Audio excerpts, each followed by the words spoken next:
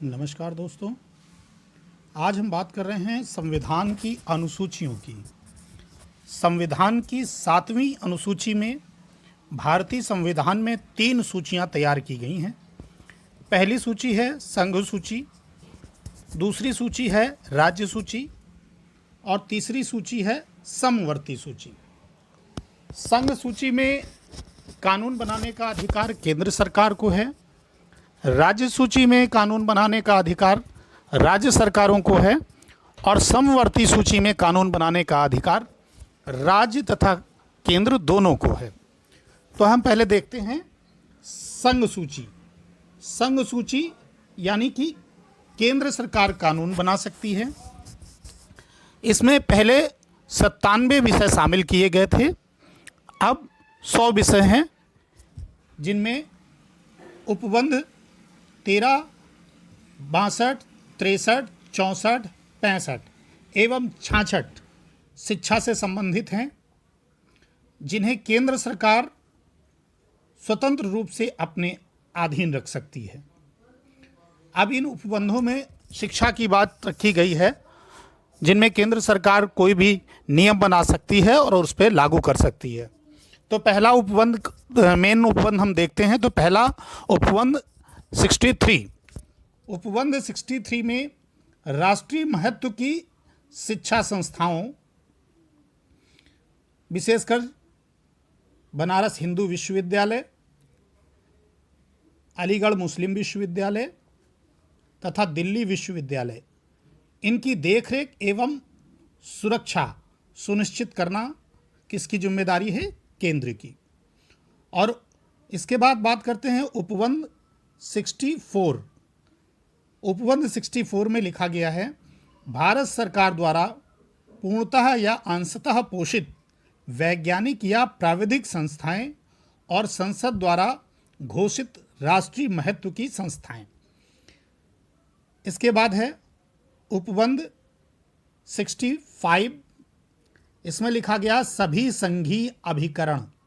संघीय अभिकरण में प्रमुख हैं वृत्तिक, व्यावसायिक एवं प्राविधिक प्रशिक्षण, जिसमें आरक्षी अधिकारियों यानी कि पुलिस अधिकारियों का प्रशिक्षण शामिल है।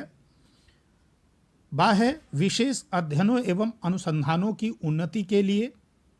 सा है अपराध अनुसंधान एवं प्राविधिक सहायता के लिए जो संस्थाएं हैं, उन संस्थाओं के लिए संबंधित कानून बनाने या पालन कराने का अधिकार किसको है? केंद्र को। इसके बाद बात है उपबंध 66। शिक्षा सुविधाओं में समन्वय, उच्च शिक्षा या अनुसंधान और वैज्ञानिक तथा तकनीकी शिक्षा के स्तरों का निर्धारण उपबंध 66 में शामिल किया गया है। इसके बाद है राज्य सूची। राज्य सूची की बात करें तो इसमें 66 विषय शामिल किए गए थे, जिसमें से 5 विषय फिर कम हो गए तो 61 विषय रह गए, जिस पर कानून बनाने का एवं निर्णय लेने का अधिकार राज्य सरकार को है। तो ये 5 विषय कैसे कम हो गए? 42वें संविधान संशोधन में 5 विषय निकालकर समवर्ती सूची में डाल दिए गए। यानी कि जब 42वां संविधान संशोधन हुआ तो 5 विषय राज्य सूची से हटाकर समवर्ती सूची में डाल दिए गए। यानी कि उस सूची में डाले गए जिस सूची में केंद्र और राज्य दोनों को कानून बनाने का अधिकार है। इसके बाद है राज्य शिक्षा के साथ साथ निम्नलिखित के प्रति उत्तरदायी हैं: राज्य नियंत्रित या वित्त पोषित पुस्तकालय, राज्य नियंत्रित या वित्त पोषित पुस्तकालय, संग्रहालय या समतुल्य संस्थाएं जो संसद द्वारा विधि सम्मत या अधीनस्थ हों तथा राष्ट्रीय महत्व की घोषित की गई हों। इसके साथ साथ प्राचीन और ऐतिहासिक भवन और अभिलेख, इनको भी राज्य सूची में डाला गया है। इसके बाद है समवर्ती सूची।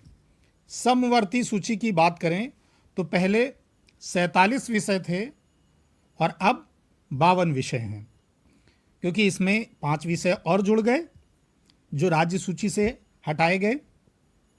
तो संविधान में इस सूची के अंतर्गत निम्नलिखित विषयों का समावेश किया गया है। तो पहला विषय है हिंदी भाषा का विकास एवं समुन्नयन, हिंदी भाषा का विकास और समुचित उसका उत्थान करने का संकल्प। दूसरा विषय है आर्थिक एवं सामाजिक नियोजन, आर्थिक एवं सामाजिक रूप से योजना बनाना। तीसरा है राष्ट्रीय कला एवं संस्कृति का संरक्षण। इसके बाद है व्यावसायिक एवं प्राविधिक शिक्षा। इसके बाद है संस्कृति साहित्य का संरक्षण। इसके बाद है वैज्ञानिक अनुसंधान। इसके बाद है विकलांग शिक्षा का विकास। नेक्स्ट है प्राविधिक शिक्षा। इसके बाद है 14 वर्ष तक के बालकों के लिए निःशुल्क व अनिवार्य शिक्षा। ये टॉपिक बहुत महत्वपूर्ण है।